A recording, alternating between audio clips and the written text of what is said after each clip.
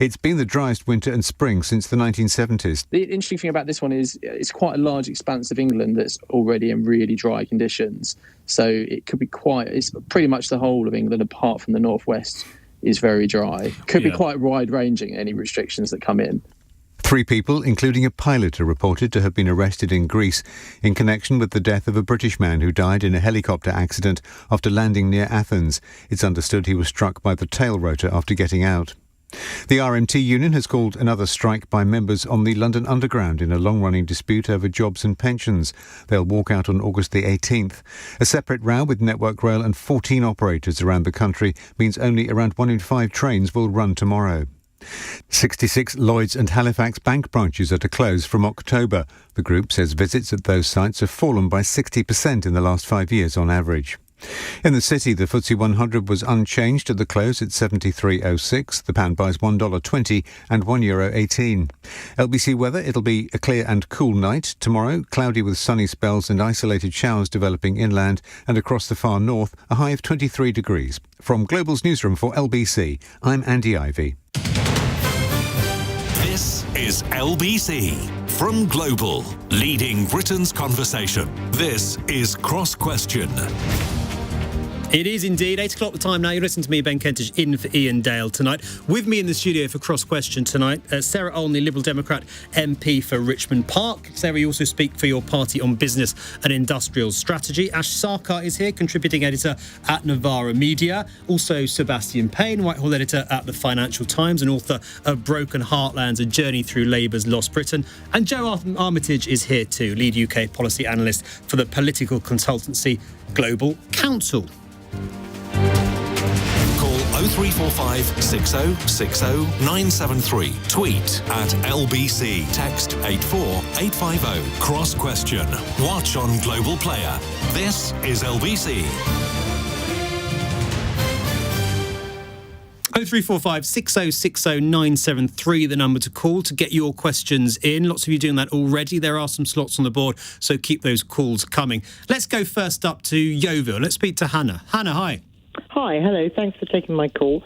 I want to know, this is a really serious question, and it's been bothering me for weeks, and that is, who is actually running this country? We're obsessed with the politics of 2 people who will be elected by 0.26 of the population. I think, that the 99.7-something of us deserve to be told who's actually running the country while all this is going on. It's personality politics. Nonsense. Sarah, is there a vacuum at the top of the country as this contest goes on? Well, there is, yeah. I mean, what we're seeing is a real zombie government, actually. We've seen all sorts of various crises kind of occurring over the last few weeks. We've seen queues at Dover, beyond what we've seen before over the weekend. We've got a rail strike planned for tomorrow. We've had record temperatures in the last week, and we're having an increasing unfolding crisis in our NHS. And there is a total vacuum. We're not seeing any statements from ministers. I understand there is still a government in situ, but, the silence has really been overwhelming. I mean, I'm thinking, on rail strikes, for example, we saw just a few weeks ago with the last time we had a rail strike, there was, people filling the airways, and now it's as if it's not happening at all. There's an absolute absence of leadership, and the Prime Minister, who obviously is still in post until there's a new leader of the Conservative Party, we see him having jollies in RAF aircraft, having parties at Chequers. I mean, he really does seem to have checked out, way before he's actually left the office of Prime Minister. It's a real concern, actually. We've got crisis upon crisis, not to mention we're expecting next week to hear about what the price cap is going to be on fuel bills come the autumn. That is a massive, massive concern for so many people across this country, and yet absolutely nothing from the government about what they're going to do about it. Joe, Hannah mentioned personality politics there. We haven't had a great deal of policy proposals of any significance, I would say, from either candidate so far. The rate instead seems to be descending into personal attacks. Is that something that could come back to haunt the Conservatives, do you think?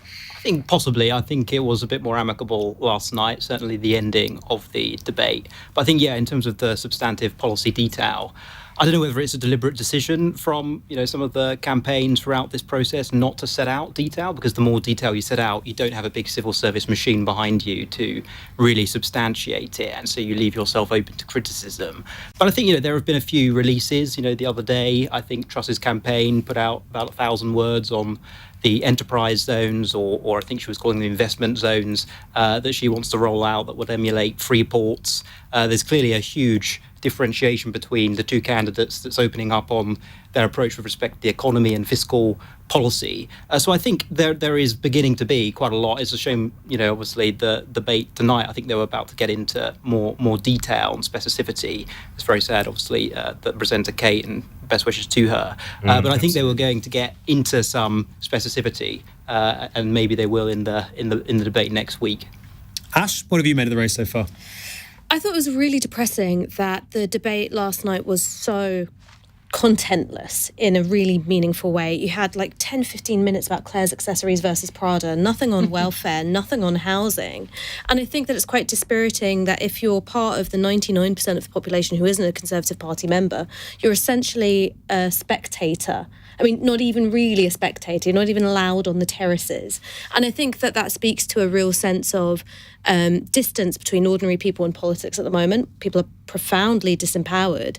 And when you have these interlocking crises, cost of living, energy bills going up, the heat wave, the fires, climate change, I think that can really nurture a sense of social abandonment. I mean, in the area where I live, the queue for the food bank around the corner from my house is getting longer every day, and nobody feels that anyone's looking out for them. And there's only so long people can feel that way, can feel themselves getting poorer and not feel, I think, profoundly angry. Seb, just on that, there is a sense, isn't there, that the candidates, because this is what they have to do to win, are talking to their party and not talking to the country as a whole. That's absolutely the case. And if you look at Rishi Sunak, who is the more centrist candidate, shall we say, in this race, the rhetoric he's adopted on migration, talking about cruise ships moored off the channel to have migrants on them who may be deported. That's the kind of thing you'd imagine Priti Patel saying. And it was quietly dropped from Rishi Sunak's website at some point during the campaign because that kind of thing was embarrassing. And of course, it's illegal, isn't it? This was the response from the unions. This is actually something that is illegal under current law. Exactly. And prison ships, which have also are in this category, have also struggled to get off the ground, although some people in Westminster have been obsessed with them for quite some time. But I want to say at this point, Ash, about parties choosing MPs and what have you. Of course, this is a parliamentary democracy, and people voted for the Conservative Party. Many of them voted for Boris Johnson personally, but they did vote for the Conservative Party in 2019. That gives that party authority to form a government. And of course, many other parties have done this before. Of course, the Tories changed leader in 1990 when they replaced out Margaret Thatcher for John Major. Labour did this when they replaced Tony Blair for Gordon Brown in 2007. So parties changing leaders whilst they're having a majority is not an unusual thing. But what I do think is interesting is how much these two candidates are oscillating from the 2019 manifesto. That you've got Liz Truss putting forward some very bold, shall we say, ideas on trade union reform, which was certainly not in the Tories' 2019 manifesto. And you've also got Rishi Sunak, who broke the tax pledges in the 2019 manifesto. So I do think whoever becomes the next PM, the pressure for an election is something that we haven't quite appreciated yet because of how they're going to govern and what they're going to try and do. Can I just say, though, by the way, it's a bit of a novelty. I think if Liz Truss wins the membership vote, I think it will be the first time we've had a PM elected who doesn't have the majority support of the MPs of their own party. And I think that's a bit of a constitutional novelty. There have been several with less than 50%, but I think but not elected as PM. Yeah. No, that's happened before. That's true. I think the last example was Ian Duncan Smith, who came second PM. In the. I know he wasn't PM, but he became second, but the problem for him was he never had the authority of the MPs, and I think there was a danger if Liz Truss wins this contest, as we might expect, she will not have the majority of Tory MPs behind her. I mean, look, I really take the point that this is a reflection of the parliamentary system, and you take the prime ministers we've had since 1979. You've only had two leave office because they've lost a general election, being Gordon Brown and John Major. The rest have been defenestrated by their own backbenchers. But in the great words of Lisa Simpson, the system stinks. If the electorate are so profoundly disenfranchised, you've then got to look less at, at sort of temporally contained crisis within the Conservative Party, take a step back and look at the structure. But actually, it's the same system, isn't it, that led to Jeremy Corbyn being elected? Voters didn't really like what they saw. Labour Party members I'd have liked did. for him to become Prime Minister, but he didn't become Prime Minister because he was put to a general election twice, and that's fair and square. Obviously, parties get to choose their leaders. I've got no beef with that. But I think it's a different thing to have a Prime Minister foisted on the entirety of the country without it going to a general election. Just my opinion. So do you think when a PM's changed, they should automatically have to go to an election? I think that would be... I think in this case, because as I say, this is the first time you'll have had a PM elected who hasn't, proven that they've got the majority of MPs in the Commons behind them, because she didn't get the support of the majority of Tory MPs. So how do we know? Where has the test been that she enjoys the support of the majority of MPs in the Commons? That hasn't happened. So the good news is she got put down. Let's go back to Hannah. Let's go back to Hannah in I Yeovil. think there should be a general election. Hannah, is that a solution to the point you make that the Tory party chooses their own leader, but then it has to go to the public in a general election? I think in these particular circumstances, when control of this country has completely disappeared in a flurry of personalities, I think we should have a general election, yes. But you see, once again, you've all fallen into the trap of talking about the personalities who are only being affected by 0.2% of the population. If they want to lay their wares out, fine. Go and lay them out to the biddling number of people in this country who can vote for you. We need a general election. Hannah, thank you. Hannah in Yeovil. Let's go to Staines. Anthony's calling. Anthony, evening. Evening, Danny. Evening, panel. If Queen Liz is crowned PM, is it time for an all-female Downing Street? Is it time for... How do you mean, Anthony? As in a Chancellor and a Prime Minister? Yes, or all the advisors have to be women? Or what do you mean? Treasury and many of the cabinet posts, great officers to female candidates. Ash? I mean, I am going to come across like a really bad feminist. I think that empowering all women is more important than representation at the top. So for me, the real test is how good is the policy making going to be for women? What we've seen, particularly in the realm of welfare policy, is that the changes to universal credit have disproportionately impacted single mums, like my mum was, with 2 or more kids. So I don't really care about the gender of the Chancellor of the Exchequer or, who's running what in Downing Street. I really care about what's going on for half of this country's population. How embarrassing do you think it would be for Labour if the Tories elect their third female Prime Minister? Oh, my, hugely embarrassing. I mean, I've said this for years, that the Conservatives were going to be the first to have a Black or Asian minority ethnic party leader and Prime Minister, that Labour would be behind that. And it's also not surprising to me that the Conservatives have had their first female leader. One is that you can thank different selection processes for that. What we're seeing in terms of the diversity of the candidates is the results of David Cameron's reforms and a lot of that 2015 intake, coming in and doing quite well. And the second thing is that I think that Labour often behaves like a whipped dog, right? They're really scared of what the Daily Mail's going to say or, what, the Sun is going to say. And so in some ways they can end up being less on the front foot when it comes to representation, because they're really cracked out about the idea of calling them, being called metropolitan elitists. So it's not a surprise to me that the Conservatives are ahead of this. And it is embarrassing for Labour that the reason why they're behind is because of cowardice rather than any sort of principle. OK. Sarah, would you like to see a all-female Downing Street, to use Anthony's phrase? Well, I do find that a very appealing prospect, I've got to say. But I mean, I think it very much comes down. Obviously, the cabinet is going to be staffed by the current ranks of the Tory MPs, and frankly, certainly the cabinet we've had most recently, it just doesn't inspire any confidence. It's still going to, and I don't know, male or female. Obviously, I don't know who's going to be in the cabinet or who the main supporters are going to be. I'm not terribly optimistic either way, whoever it is. But certainly I think Ash raises a really good point there. And what we've seen actually in Downing Street, certainly during the Boris Johnson years, it's been a real macho culture. And I do think that has created quite a very male-oriented policy-making machine. And what we've seen, and we hear this a lot, has basically been permanently in campaign mode. And they never did switch to governing mode. And if it takes a few more women at the top to actually get them to take some of the issues we're facing seriously and think about policy-making that benefits everybody, or at least, thinks about the issues as they relate to the poorest in society, then that can only be a good thing. But I don't know who it's going to be. How many female leaders has your party had? We've had one. That's pretty embarrassing, isn't it, for a Liberal party? I mean, I'm not going to say we've had a great record. When I was first elected in December 2016, I was the only female Lib Dem. And then when I returned in December 2019, we were a majority female party. So I think we've made progress. Our deputy leader currently is female. So, and I think at the beginning of this year, I think it was 70% of our parliamentary party was female, which is, I think, an unrivaled achievement. So, you know, we're making progress. We have recognised that there's been a problem there with underrepresentation, and we've taken steps to address it. And I think you can see the results. Could I be sitting next to the Lib Dems' next female leader? No, I don't think so. It's not my ambition. Maybe it should be. Joe?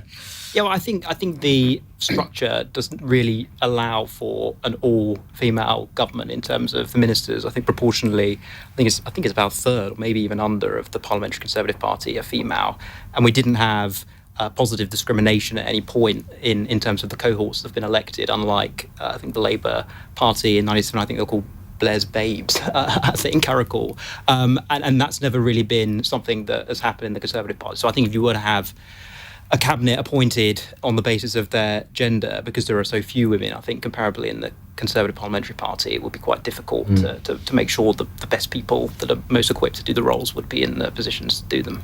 Seb, are there women in the Trust campaign? Could Therese Coffey be the next Chancellor of the Exchequer? I actually wrote a piece about this week, and I got quite firm steer from inside Liz Truss's campaign. Therese Coffey would not be the next Chancellor. Are there other women in that campaign that could be in line? It looks like it could be Kwasi Kwarteng or Simon Clarke. Seems to be the favourite, obviously very close to Liz Truss. They wrote the famous pamphlet back in 2012, Britannia Unchained, that set out this free market vision for the country's issues that I think, as was quoted in the debate last night, said we have some of the worst idlers in the country, in the world, in Britain. Obviously went down very well with the general public. But there are a lot of significant female supporters around Liz Truss. Now, I think she would certainly try and have a gender equality within the cabinet, 50-50. But there is this weird disconnect in the Tory party, go back to Joe and Ash's point, that yes, they've had two female leaders, might be about to get a third, but only 23%, I think it is, of the Conservative Parliamentary Party's female, compared to over 50% for Labour. And that's a pretty damning statistic, I think, and it's something the Tories will need to do. And if you look at voting as well, under Boris Johnson's leadership, the Tories had more of a problem with female voters, that those who were moving away from them as we went through Partygate, Wallpapergate, all the rows, they were more likely to be female voters. And so I think there is that kind of weird disconnect between the two, and it'll be interesting to see if it is Liz Truss, whether she reverses that. And I think one thing that both contenders will do is to heavily promote younger women Tory MPs into probably Minister of State roles, junior cabinet roles. Kemi Badenoch, for example, who was in the early stages of this race, I think it's almost certain she will be in the cabinet, whoever wins. And both contenders have got a lot of younger female supporters. So the government will look and feel quite different. But when it comes to the next election and when they're selecting those candidates, I think the Conservative Party will have to be very interventionist to make sure they want to get towards 50-50, because I think for them, that is embarrassing.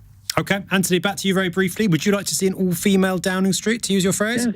Why not? There was once a Two Ronnies sketch, the one that turned, where women ran whole countries. I love the one that turned. I'm so glad someone's finally brought it up. And I like that is lost on me, Anthony. Actually, explain for us. Explain to me. It's a Two Ronnies thing from, I think, like the 70s or the 80s, and it was imagining a dystopia that was run by women. So you had like a women's secret police, women ran the state, and then one of the Ronnies sort of like, you know, got awokened to the injustice and started spearheading a male revolution. It was I will check it out on YouTube. Deeply chauvinist piece of comedy, but a very funny one. I think Claire Underwood in House of Cards in the final season had an all-female cabinet. That didn't end too well, did it? So maybe not a great inspiration for Liz Truss. Anthony, thank you. More of your calls and your questions coming up. 0345 6060 973, the number to book your slot. It's 8:19. This is LBC.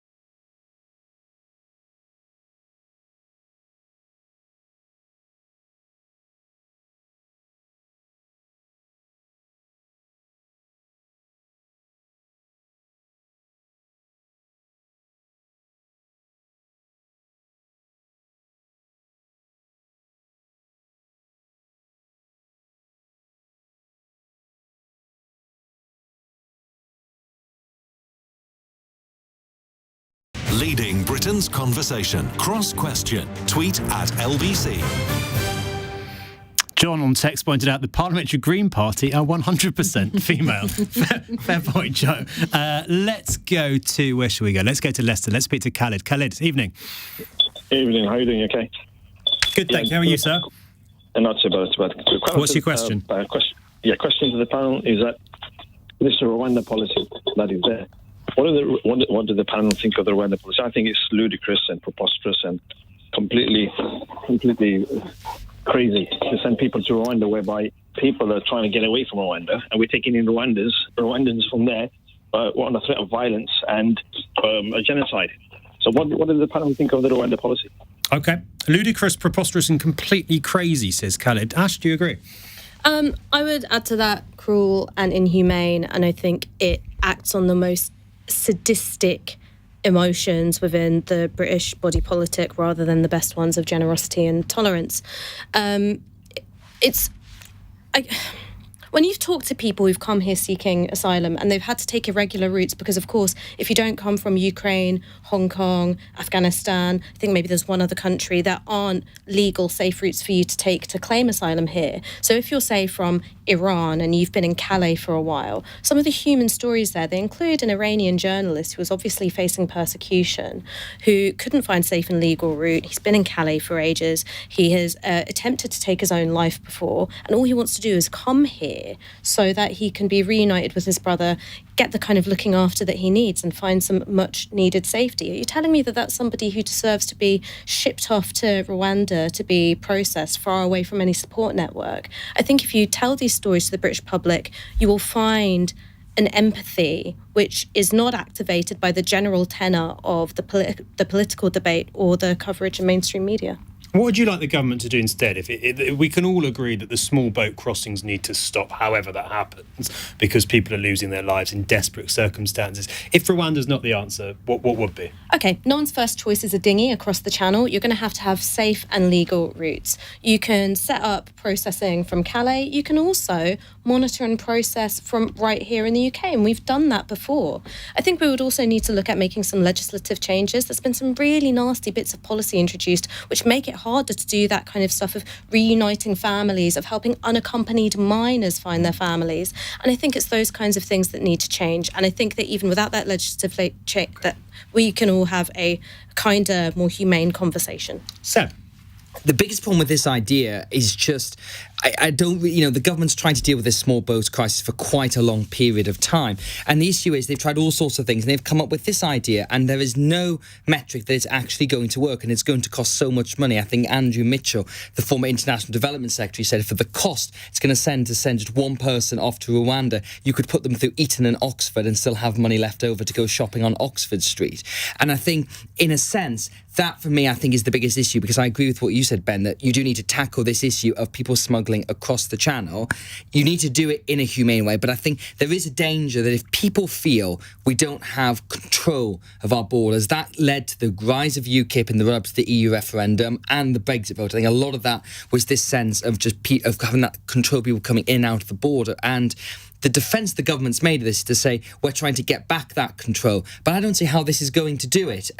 No, it isn't easy. No, there are no easy answers. And I think it might involve having to do some things that are not necessarily played to the best instincts Ash was talking about. But fundamentally, I just think that this is sort of something that they've done to look like they're doing something to try and please certain sections of the media that it just isn't going to work. And I imagine it'll get quietly shelved at some point and we still won't have dealt with the issue. Do you think it's possible, Seb, that we will be 6 months down the line, a year down the line, and not a single migrant would have been deported to Rwanda? I think it's more than possible. I'll be willing to put some money on it, because I think the whole thing will get tied up in international legal challenges. And of course, the attitude of some people within the Johnson government is to have that fight and talk about Romanian lawyers and that sort of thing. And we actually saw this in the leadership debate where Rishi Sunak talked about changing the convention and moving away from the European Convention on Human Rights to the 1951 Refugees Convention. And Liz Truss raised concerns about this and says Liz Truss is on the side of of Romani human rights lawyers, and of course that is my first image when I think of Liz Truss. And I think it shows where this debate has kind of gone, which is everyone's just using it for political point scoring. No one's actually interested in solving the fundamental issue here. And for me, it has to be solved on an international level. The UK can't deal with this alone. It needs to work with France, it needs to work with the UN, and dare I say, it needs to work with the EU too. Sarah, Seb's right to say that a lot of people in this country do want borders to be much more secure than they are now. If Rwanda's not the answer, what would you do? What would your party do?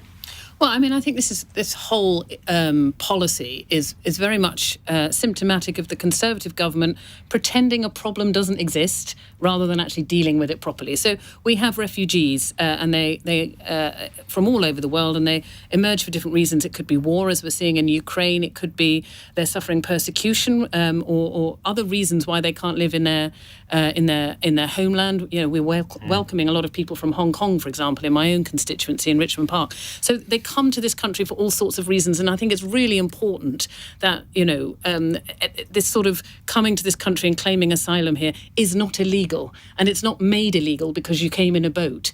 You know, they're perfectly entitled to come here and to claim asylum. But I think for me the first thing is that we've really got to get to grips with our processing. It takes far too long. I have constituents who've been waiting over 2 years for a decision from the Home Office as to whether they're allowed to stay or not, and in that time they have no means of earning a living. They have no way of establishing any roots. And, you know, we've got a real labour shortage right now. It makes no sense on any level to keep people waiting for such a long time. That's not going to stop people trying to make those desperate, deadly journeys that Ash was talking about, though, is it? Speeding up processing, isn't it? It might be part of the solution, it's not the solution. 100%. But I think the other point is exactly as Ash said, we need safe and legal routes for refugees. That's the only way you can stop people coming across in boats. But you need safe legal routes, you need controls over what happens to them when they get here, and then you need to process their application as quickly as you possibly can. It is inhumane the way we keep people waiting.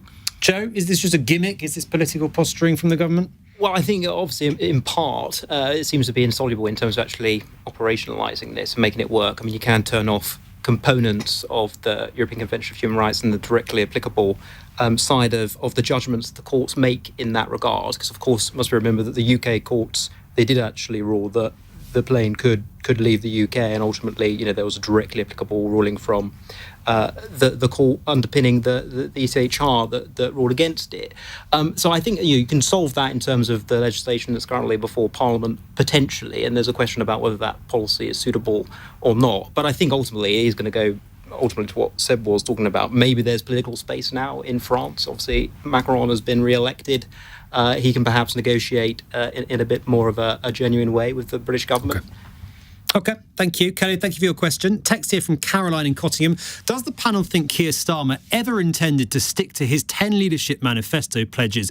And if Labour members can't trust him with this, why should the electorate trust him enough to make him Prime Minister? Seb.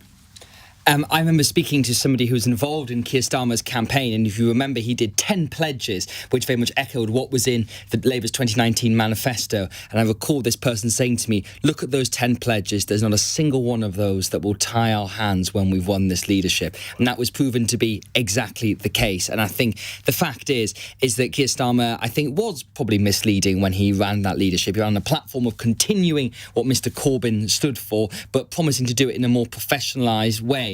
The fact was that he's bit by bit jettisoned all the parts of that manifesto, and we heard that this morning when he was on the radio, and he said essentially we're starting afresh. And you know, he's in his right to do that in the sense that he's got a mandate from the party, from the MPs, from the activists. But I completely understand people in Labour who feel let down by that. You know, if Boris Johnson ran on his slogan of "Get Brexit Done" and then said, "Surprise, we're actually rejoining the EU," you could imagine Tory activists and Tory MPs would be rather unhappy. And I think if you look at the core tenets of Labour's 2019 manifesto in terms of tax, the Green New Deal, nationalisation, all those things are being moved away from. And his argument would be is that they want to do this to win the election, but that probably doesn't help with his struggles within the party. Karen's asked about trust, though. Why should people trust a man who has, in the space of, 3 years or so, gone back on so much of what he promised his own party?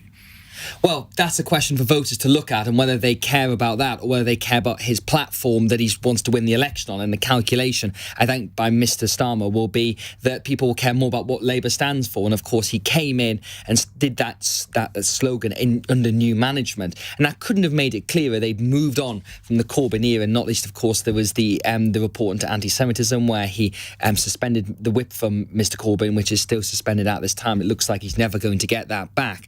But there's not really been any signs of uprising. I remember the last Labour Party conference, there was no one really agitating for him to go as leader. We'll see what happens this year, because their conference in September will be the point they have to send what they're for, because they still haven't really done that. So it's very clear what Keir Starmer's against, pretty much everything that came before him, but not much about what's going to stand at the next election.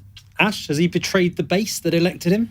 Well, I think one of the problems here is that we've got a political system propped up by the media which rewards liars, quite frankly. It was an open secret that Keir Starmer was talking a load of fraff when he made those 10 pledges, and instead of journalists going, hang on, there's something morally suspect about trying to secure a mandate on the basis of deception, people went, yeah, you know what, that's really smart politics. And then a few years later we sit around wondering why we get such bad politicians. Well, it's because we reward them for their terrible behaviour. On the question about whether or not you should trust somebody who has said one thing to the membership and is going to make another to the country, there's an old saying, which is if he cheats to get you, that's how he's going to leave you. All right? And I think that the policies that he's turning away from, so public ownership of rail, mail and utilities, the fact that he's gone back on defending freedom of movement, lifting up the minimum wage, these are all reasons why people vote Labour. I'm not just talking about the membership, I'm also talking about the party at large.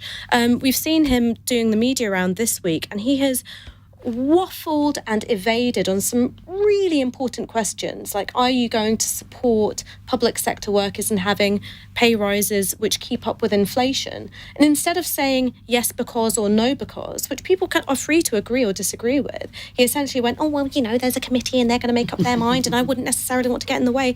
And what that comes across as to, I think, ordinary people is snaky. And we've had enough of snakes in politics. Say something, you can agree, you can disagree, make your case and do it honestly. But this kind of invertebrate waffling is wasting my time. It's wasting your time. Doesn't sound like you think you'd be a very good Prime Minister, Ash. Well, you know to what? Put it mildly. I find myself really torn because we've had 12 years of the nation's accounts being balanced on the backs of the poor. We've been nowhere near meeting the targets on climate change that we need. House prices have spiralled out of control, rents have spiralled out of control. I do believe that an alternative is better than a Conservative government. But any alternative, we might get better on those areas, but not perfect. Well, I think you've got to bully them a bit to be better. OK. Sarah, Caroline says, why should people trust Keir Starmer? Can we trust Keir Starmer? Is he a liar, as Ash says? I don't know. Seems a decent guy. I don't know. It's up to him. He's the leader of the Labour Party. You know, they have their way of making policy. Do you think he's a difficult opponent for your party? No, not particularly. You know, we've had some very good results in the local elections, for example, in places like Hull. We took control of the local council there from a Labour controlled council. So, you know, that's fairly straightforward. I mean, in most of our, I would say, target seats for the next election, the next general election, the vast majority of them, we're looking to take seats off the Tories. Sure. And really what's motivating us, what's getting Liberal Democrats out of bed in the morning is a thought of beating Tories. And every day that goes past with this terrible government, we're more and more motivated, and that's what we're Do you think he's a man you could do business with, though? If there was some sort of hung parliament, some sort of coalition, is he someone your party could work with more than, say, it could have done with Jeremy Corbyn? Difficult to say. When the next general election comes around, you know, we'll have our own manifesto, our own policy platform. But you must have some idea if he's someone that is on similar page to where you're at. Well, slightly reflecting what Ash was just saying there, we don't yet know what page they're going to be on when it comes to the next general election. So, you know, as I say, we're very focused on our message to voters, on our policies and how we can win seats, as I say, chiefly off the Tories at the next general election. So you might better work alongside him in government if he says the right things between now and the next election. I think we'll have to wait and see. We're focused on winning those seats. It's not a no, Sarah. Joe, how do you rate Keir Starmer's performance so far? Yeah, he's obviously recovered. The Labour Party in the polls is obviously leading at this point, and I think we should appreciate the difficulties associated with doing what he's done in terms of the Labour Party's internal management. He seems to have overcome that, and he's clearly accepted the Brexit result, which I think electorally is something that is necessary for the Labour Party to win across the country. And he seems to have adopted an economic policy that is more reasonable in terms of the fiscal rules that have been outlined in his speech the other day.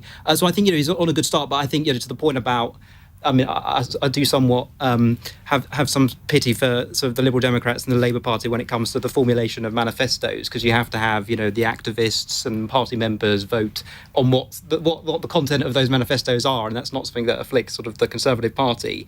And so I think Starmer, I think he's going to have problems in the coming months when they start to develop that manifesto, and I think that could be the beginning of his sort of unravelling. Okay. We are late to the news. Going to leave it there, Karen. I hope that answers your question. Lots more of your questions coming up in just a minute. First, though, 25 to 9. Let's get some news headlines. Andy Ivey. People in England are being encouraged to help avoid a drought by switching from having baths to showers and turning off the tap while brushing their teeth. The Environment Agency has been discussing how best to protect supplies as the hot and dry summer continues. Only around 1 in 5 rail services will run tomorrow because of a fresh strike by thousands of workers in a row over jobs, pay and conditions. The RMT union has also announced a fresh walkout on London Underground on August the 19th in a separate dispute. A man who stabbed 3 strangers in separate street attacks in North London last year has been found guilty of murder. 21-year-old Amin Lawar has also been convicted of attempted murder and GBH with intent. He'll be sentenced at the Old Bailey tomorrow. LBC weather, it'll be clear and cool overnight. Tomorrow cloudy with sunny spells and isolated showers developing inland, a high of 23 degrees. LBC.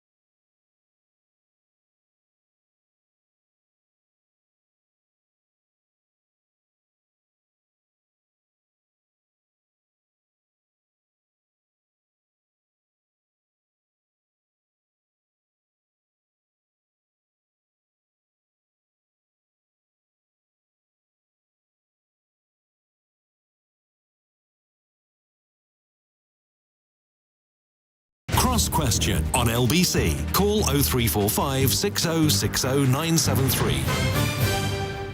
8:38 is the time. Tony in Barry is calling with a question for our panel. Tony, over to you. Right. Don't you think it's time we got rid of the House of Lords and the money we save, put it to training doctors and nurses?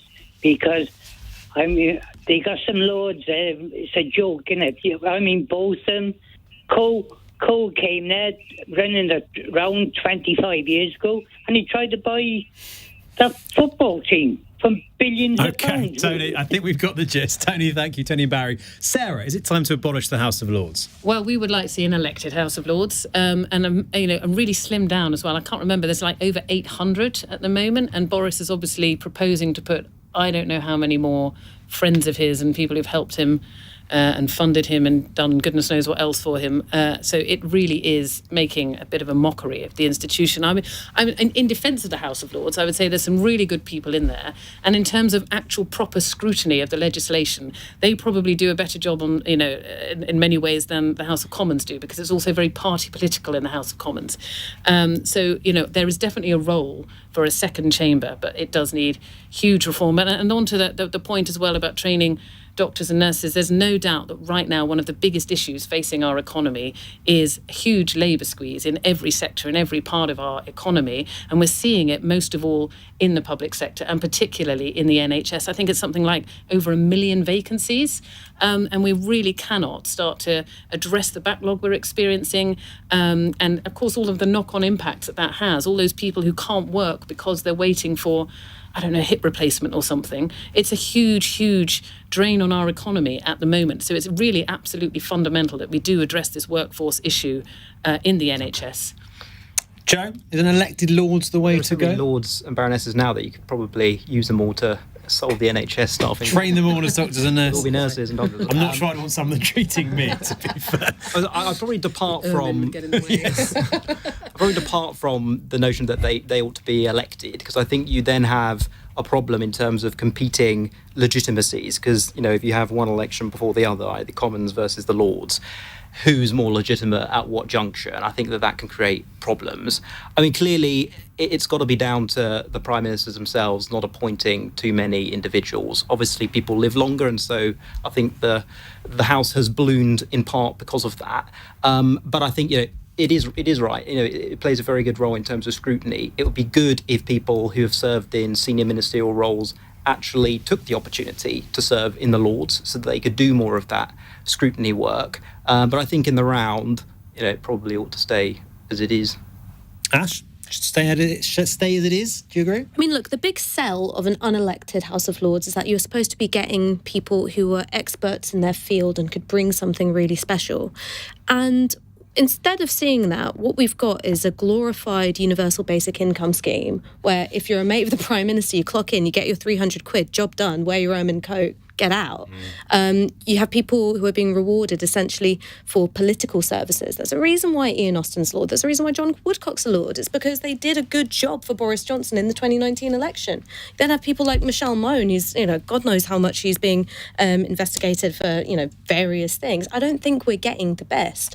So I would say roll the dice on an elected House of Lords. At least then they've got to prove their worth to the public rather than just powerful individuals. Maybe we can finally get some of that expertise that we've been promised. Joe, do you want to come back on that? This is a bit of a scam, isn't it? You could have some sort of mechanism, for example, whereby you remove the Lords who haven't attended for months on end, because I think that is the case. There are a very big proportion of the Lords who have not actually attended any session over recent years. But if you're going to get rid of a majority of peers, why don't you just reform the system completely? Why keep the system as it is? Well, because what does the reform look like? Are you going to have this competing legitimacy issue of two directly elected chambers? Because if you do, I think that's a very major departure from basically every other majoritarian country. And I think at that point, in the States. Well, I mean, it's a very different electoral setup. I think, you know, in terms of it's a presidential system, separation of powers. I think it would be, very difficult procedurally to have these competing legitimacies. And equally, you know, you have historically had quite expert individuals in the chamber. A lot of legislation is actually introduced in the Lords before the Commons. They play a really vital role in terms of, you know, making sure at the committee stages all of the errors are weeded out. So I think actually it can play a good role, but I think you need to remove the people who haven't actually contributed, just to reduce the size to about 600-700 rather than the ballooning state at the moment, which I think is the second biggest electoral chamber in the world after the Saudi Arabian one. I think or the Chinese one. I think it is a problem in that respect. I think it's a huge problem. It's total overhaul, as Ash suggested, but I also think it's such a long way from a big public priority that it's very, very unlikely to change anytime soon. Seb, do you agree with that? It's not something that politicians, any party is prioritising, is it? Well, you can start and say that about pretty much anything, to be honest. You're just down the register where you're going to rank problems. I think it is a big issue because it's about people's trust in politics and trust in political institutions that has definitely suffered in recent years. I'm going to depart from everyone else on the panel tonight by both praising the Lords and saying it should be replaced, but not by an elected chamber. I think there are some very good peers. I think of Lord Hennessy, the constitutional historian, Lord Robert Winston. There are lots of people in there, lots of former cabinet ministers who have gone there, even though they were sort of political enemies of their leaders at the time, who do contribute well to debate. And throughout the Brexit period, throughout the government's legislation, the peers have done a very good job at going through and improving it to make it better. But they are in the minority, and Joe is right that it is ridiculously large. I think it's actually bigger now than the Chinese Communist Assembly, well, it certainly will be after Boris Johnson's latest rounds of peers go in. But my view is that I would like the House of Lords replaced with a second chamber that is still a revising chamber, so it doesn't challenge the primacy of the House of Commons, but it would not be elected. It would be half a chamber of directly elected mayors from across England, plus representatives from the devolved parliaments, which would give them a role at Westminster. And then the other half would be the kind of people I've just talked about, independent constitutional experts, former lawyers. It would be produced by one of those panels that tries to make sure there's balance of political views and persuasions across the piece. And by having a 200-seat chamber of those two elements... Would you keep the overriding ability of the Commons? Of course you would. You would still have the central base of that would to be allow these people, i.e. legislative experts, for want of a better term, combined with representatives of England's regions and Scotland and Wales and Northern Ireland, to have a role within Westminster and be much more connected to the electorate, but without getting to that kind of gridlock you see in systems like America. And of course I am going to say this, but you can read more about that in my book. Good plug. We knew it was coming. Thank you. Tony, very briefly back to you. Is that idea Seb's idea, or the Lib Dem proposal for an elected House of Lords? Is that a better solution than abolishing it completely? I think we ought to get rid of the Lords and start on the MPs in 2 years' time. What do you mean start on them, Tony? Get rid of them as well? Well, change the election rule. We could go on to a system like the Euro contest, where the people vote and get the answers. We don't need them, do we? It's costing billions. We don't need any politicians. Constant referendums, just like Switzerland. Do it by voting on the phone. We do it because the last referendum proved such a unifying exercise for our country, Tony. Oh dear, I don't think Eurovision. We should vote like Eurovision. Oh, everyone has a phone. Is that what you mean, Tony? Everyone has a little pad, and you can vote constantly on what you want to see happen. Like they do with the Euro contest. If you don't like it, about 2008 do we get the reports from around the country how Manchester has voted on pension reform? I mean, look, obviously, we're having fun with the Eurovision thing, but I do think what this is speaking to is the fact that people feel really excluded from the political process and they feel really disempowered. And you're right, of course, the Brexit referendum was deeply divisive and we're still living with the aftershocks of it now. But if I had my go all over again, I could wave a magic wand and make 2016 go away, and I voted Remain, I wouldn't do it.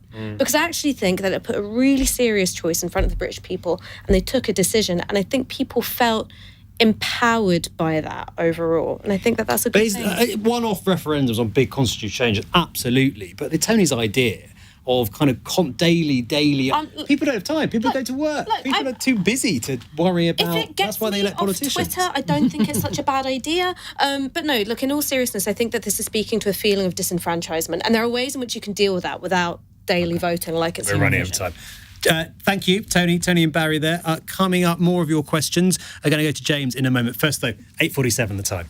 LBC, Nick Ferrari at breakfast. Chief Executive of Heathrow Airport, John Holland Kay. Why, when clearly the experience is not at the level you would like it to be, what on earth made you think it was a good idea to try and increase the amount of fee, the charges for takeoff and landing at Heathrow? Well, actually, we have to have enough revenue coming in. No, let's talk about that. That was hugely embarrassing. That's like going in and asking for a pay rise from your boss, and your boss says, well, thank you very much indeed, Mr. We're going to cut your pay. Well, today, Heathrow is operating very well because of the actions we have taken. We take our responsibilities as the UK's hub airport very seriously. Nick Ferrari at breakfast. Back tomorrow morning from 7. Listen on your radio and on Global Player. LBC.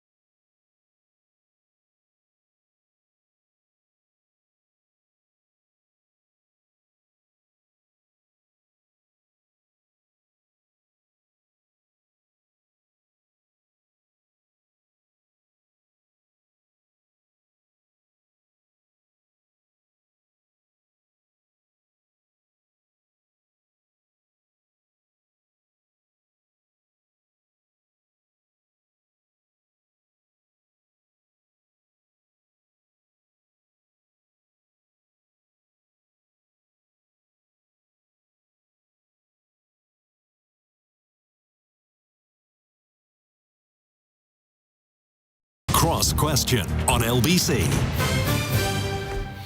Just coming up to 10 to 9, James has texted, as Shamima Begum makes a new plea to return to the UK, does the panel think she should be allowed?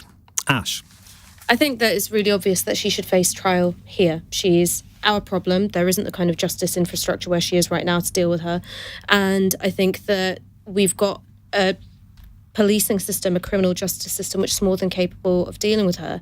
I think one of the things that's been really ugly about the politics around Shamima Begum for the past few years is that we seem to think that human rights only apply to people that we like. The purpose of a human right is that it applies to people that we don't like. Her baby, who everyone would agree was totally innocent in all of this, died in a camp because we rendered Shamima Begum stateless. I think bring her here, give her a fair trial, and let her take the consequences that she deserves for what she did. Sarah, do you agree? Yes, I do. I mean, if the crime that she's committed is essentially against the British state, then it's up to the British to make sure that that the justice process deals with that. It's nobody else's responsibility. So she needs to come back here. Obviously, she needs to face a trial for what she's done. But there can be no question that it's anybody else's responsibility or that she belongs anywhere else. Do you think she's become almost sort of political porn, that ministers don't think they can allow her to come back because they'll seem soft in some way? I think so. And I think it's a really, really, disheartening example of how these questions become political footballs, and then they take on a significance, and then it does become really hard to back down from. The obvious humane solution here is to allow her to come home, but just the more that it's become this kind of like big political football, the harder that is for anybody to make that decision. And I think that's regrettable, to say the least. Joe, she should face justice, but she should face it here. Seems pretty reasonable to me. Yeah, I think it's a difficult one, because ultimately the views that she's espoused and potentially what she has participated in the former Islamic State, I think that's very questionable. And I think it's clearly something that I think the public would have a problem with. Maybe it should be put to a sort of Eurovision telephone call vote. Tony's idea. I could definitely tell you what the answer of that would be if you do that. That's precisely why it shouldn't be. That's precisely why it shouldn't be. And Ash is absolutely right. That is why we have human rights legislation, to protect the rights of individuals. I mean, she took up citizenship of the Islamic State. She was issued with a passport, and therefore she was deprived of the British passport. But look, a fair trial isn't a privilege. A fair trial isn't a privilege, it's a right, and it's also subordinating yourself to a justice process of a state like ours. So when I'm saying bring her back here, I'm not like, and then put her up in the Ritz and give her some vouchers for Selfridges and show her a great time. I'm saying, no, she should be, facing the kinds of justice that anyone else would face for doing what she did, for committing the crimes that she's accused of. And so I don't know why we're talking about this like it's a jolly at Pontins. Well, it's obviously a serious criminal justice process. It costs tens of thousands of pounds per annum to put somebody up in prison. If we're assuming a lengthy custodial sentence, then this is going to amount to hundreds of thousands, perhaps millions of pounds over that sentence. I don't think that the British people would be prepared to pay for that, to be frank. Hang on a minute, Joe, but she is a British citizen, and look, we stripped of her citizenship of, I think, quite... She is a British citizen. Well, she wasn't, but we stripped her under quite nebulous circumstances. It was not clear-cut at all that we were not rendering her stateless. And you said that she took the citizenship of Islamic State. That's not a recognised citizenship at all by the UN or any other country. No longer. No, but it never was. It's not a recognised country, so we did not recognise that as her having active citizenship. The only reason we were able to strip her of her British passport was because of a family connection to a country she'd never visited. And I think that was wrong. And I think Ash is right, that she should be tried here. And we do have a responsibility for British citizens. And if we have to pay for her to be incarcerated for a long time, well, that's the same of any British citizen. Why should she be an exception? She's not a British citizen anymore. It's been deprived.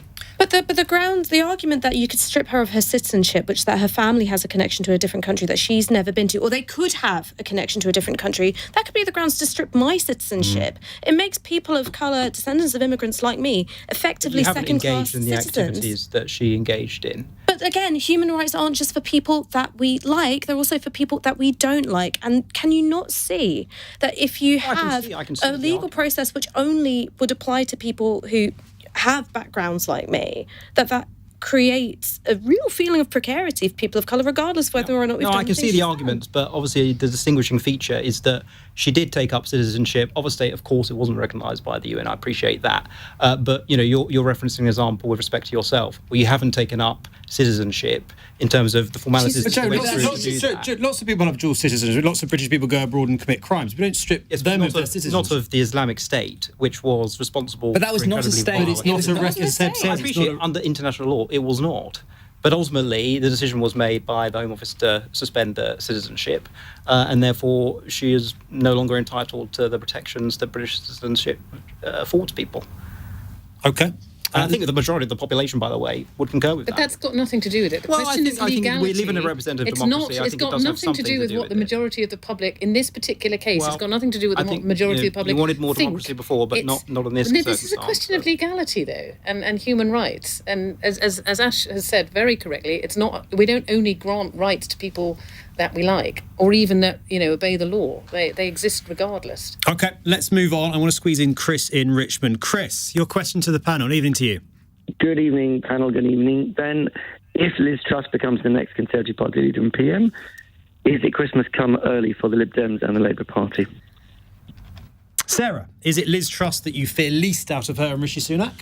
Gosh, I don't know. I find this quite a difficult question, actually. Obviously, as a Lib Dem, we're always looking for political opportunity. But I've got to tell you, as a constituency MP, and if Chris is calling from Richmond, she could well be a constituent of mine, I find the whole thing really, really depressing because I don't see any prospect on the horizon of improved government. And that's what we urgently need to deal with some of the crises that we're dealing with. But, there's no doubt in the recent in the by-election successes that we've had and in the recent local elections, there's a lot of, I would say, certainly anti-Boris feeling out there, and that's what delivered us some of our big successes over the last year. And like I say, I just don't see in either Rishi or Liz Truss any prospect of the kind of positive change we really need as a country. So, I guess that leads me to conclude that maybe that will help us to... they'll continue the good work that Boris did for us. Well, that's interesting, because if it is the anti-Boris sentiment that's driving people in your direction, do you think the fact that the Tories have decided to get rid of him will cost you seats in the next election? That the Tories will win more seats under either Truss or Sunak than they would have done under Boris Johnson? I think we'll have to wait and see, but certainly I'm not very... So if I say I'm not very encouraged by what I've seen so far, I'm not very encouraged about their prospects for providing good leadership. But maybe with my political hat on, maybe I do find that encouraging. Joe, what do you think? What do the polls tell us about how the public weigh up Rishi Sunak and Liz Truss against Keir Starmer? I think there's some polling over the last few hours that suggests that Truss actually performs better than Keir Starmer, for example. And I think that is somewhat of a surprise, because people, and certainly Sunak himself in terms of his campaign narrative, was claiming that actually he was the only person who would be able to beat Keir Starmer in an election, and ultimately it doesn't appear to be the case. And I think the perceptions going into this campaign was that because Sunak is a slicker performer and Liz Truss is not so much, which she has herself accepted twice now in the debates, that would somehow affect the decision. But ultimately it's proved wrong. Seb, is the people you speak to in the Labour Party, do they fear Rishi Sunak more than Liz Truss or vice versa, or are they happy with either? I think they're happy with either, because the thing that Labour's been most concerned about is Boris Johnson and his unique appeal, shall we say, across parts of the country that Tories traditionally don't do so well at. And he's also such a big figure that his name recognition is well above anyone else in politics. And until this week, I imagine a lot of the country had no idea who Liz Truss was, and probably same extent to Rishi Sunak.